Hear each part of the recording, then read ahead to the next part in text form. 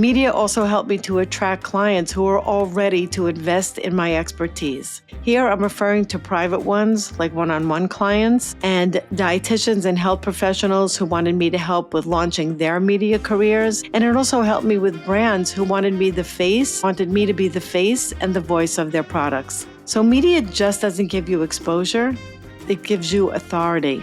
And that authority can translate into real business opportunities. So how do we leverage media to boost your business? In other episodes of this show, I've talked about how to get media to notice you and to land those big opportunities. But today we're answering the question, how do you make media work for your business? It's not just about showing up. It's about knowing how to leverage your appearances. And here are a few of my favorite tips. Well, hey there. Welcome to Media Savvy, the podcast that gives you a behind-the-scenes look at what it takes to get noticed by media and become the go-to expert that they keep coming back to. I'll be sitting down with successful writers, producers, and entrepreneurs to learn the tools and tactics they use to build their reputation and in turn boost their business. I'm your host, Taub-Dix, and I've been working with top-tier media outlets for more than 30 years, anywhere from traditional print publications to online and social platforms. And I'm sharing my nutrition guidance without gimmicks. But you don't have to be a dietitian for this podcast to speak to you. Through my one-to-one conversations, you'll learn how to build a strategy to get your name in the news and establish yourself as an authority in your field, no matter what the industry. With Media Savvy, I'm on a mission to inspire, motivate, and empower you to have the confidence and tools you need to shine in the spotlight. Are you ready? Let's get Media Savvy.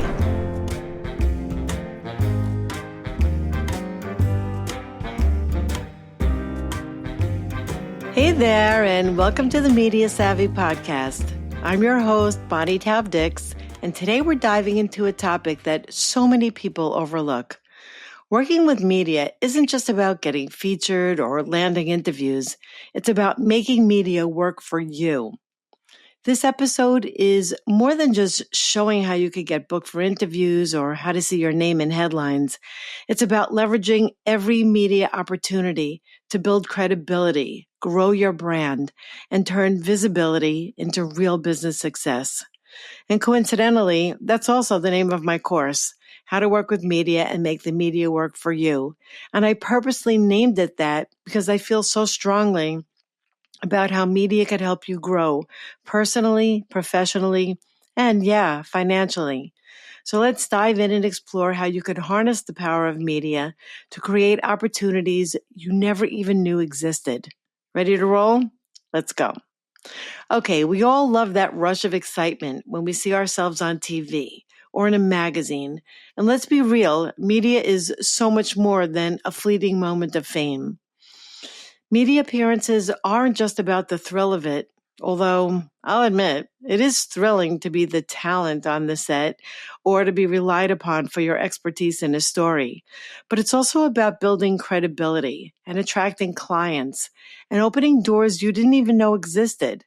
I'll share how my media experience has contributed to my career growth. I'll give you practical tips for leveraging media coverage and a few success stories from my own journey to show you just how powerful media can be. Okay, let's get started with this. I'll never forget my first big media appearance. It was for a TV segment on how to not be fooled by tricky labels in the supermarket. And let me tell you, I was nervous. The store was freezing. My heart was racing and my palms were sweaty. But I knew that this was a chance to share my message with the masses. What I didn't realize at that time was just how much one appearance would snowball into more media opportunities. Reporters and producers saw me. They liked my tips. They invited me back. Brands reached out for partnerships. That one interview did more than just boost my credibility. It positioned me as a trusted expert in the field. And it gave me the confidence to know that I could do this, that I could actually do this again and again. Over time, media became one of the biggest game changers in my career, and it's one that shaped my reputation and really made me feel so good about what I was doing and so excited to be in my profession. It's how I became the go-to dietitian across so many platforms, whether it was TV, radio, podcast, print, or online media. And it's how I expanded my network of industry professionals. And I'm not just talking about dietitians. Media was how I partnered with other health-related professionals like psychologists, physical therapists, and of course, doctors and nurses who trusted my advice. It also helped my private practice, speaking of doctors, because once they saw that I could get my name in the news, then they thought that, okay, I could give advice to their private patients too, and that's actually how I built my private practice as well. Media also helped me to attract clients who are all ready to invest in my expertise. Here, I'm referring to private ones, like one-on-one clients, and dietitians and health professionals who wanted me to help with launching their media careers. And it also helped me with brands who wanted me to be the face and the voice of their products. So media just doesn't give you exposure, it gives you authority. And that authority can translate into real business opportunities.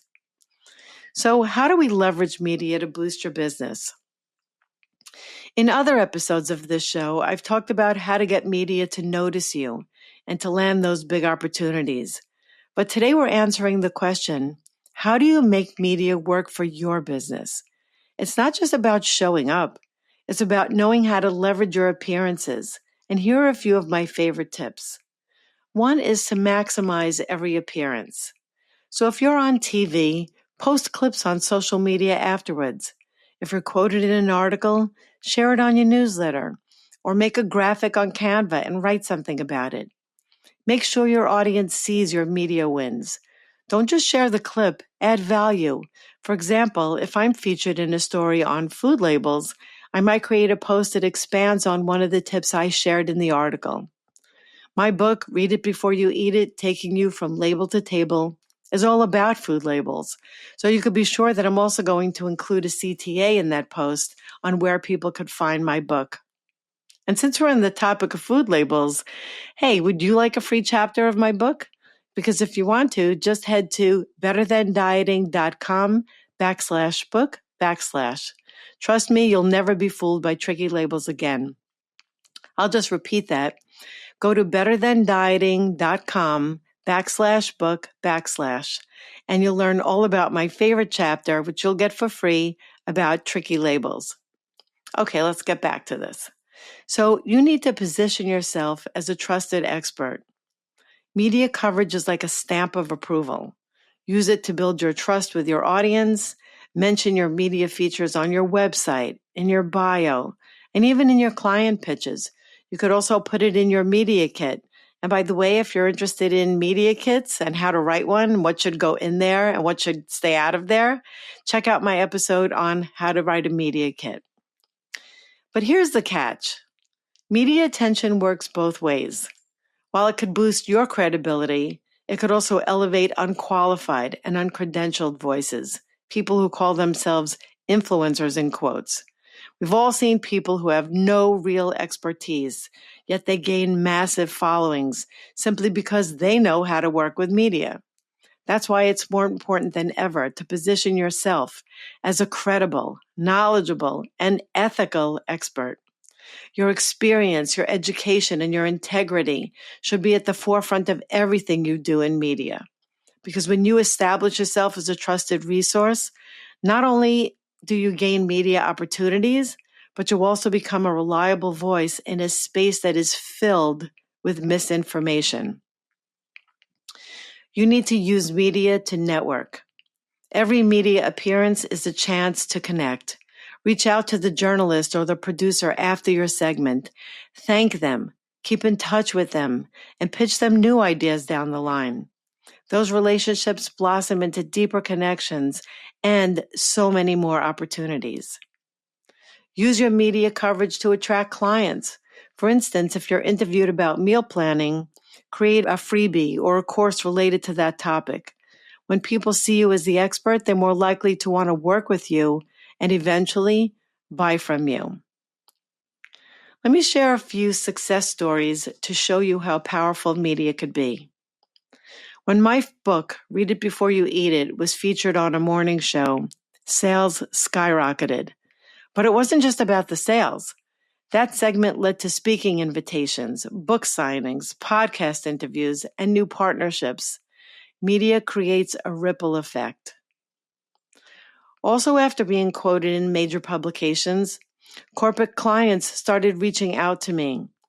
They said that they'd been looking for someone with my expertise and that the article kind of sealed the deal.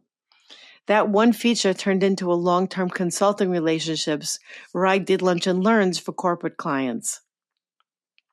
Then, of course, there are podcasts.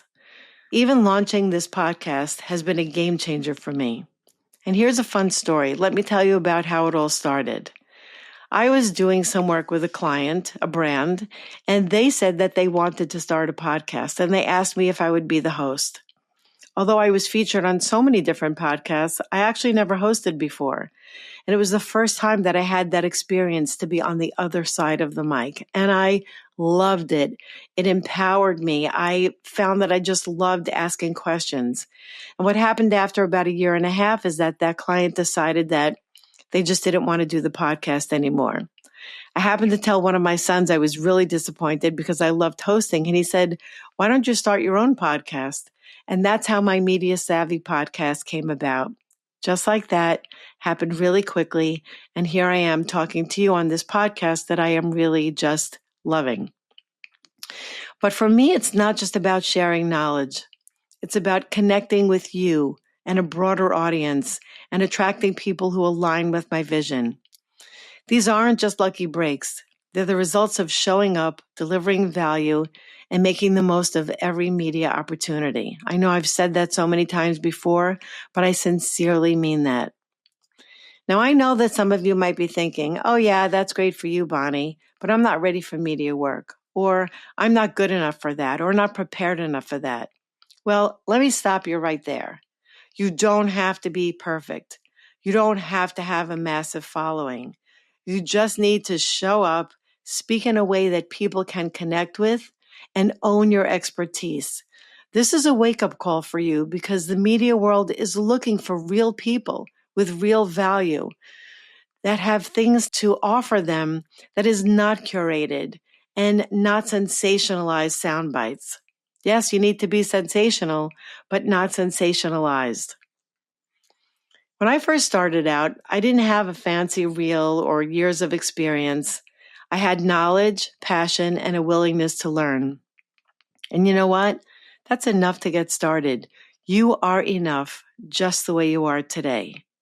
All right, okay. You might need a few tips about what to wear on camera, body language tips so that your arms aren't flailing all over the set.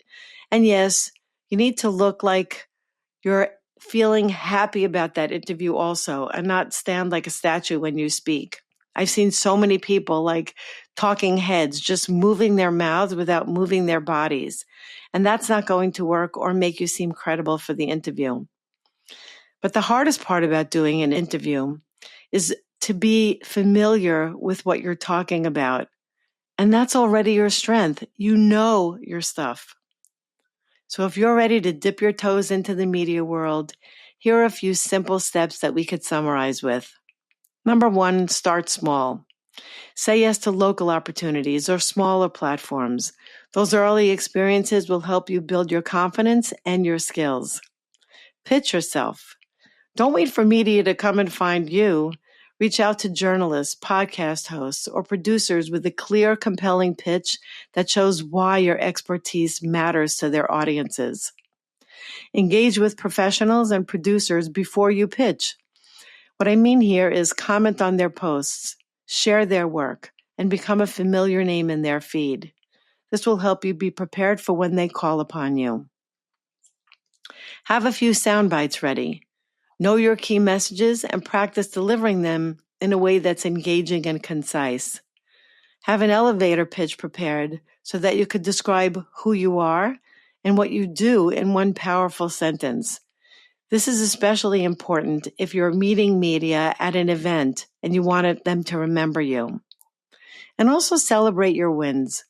Whether it's your first media mention or your 10th TV appearance, acknowledge your progress because it all builds momentum. So there you have it. how to make media work for your business. Media isn't just about exposure. It's about building credibility, connecting with your audience, and creating opportunities for growth. If today's episode inspired you, I'd love to hear about it.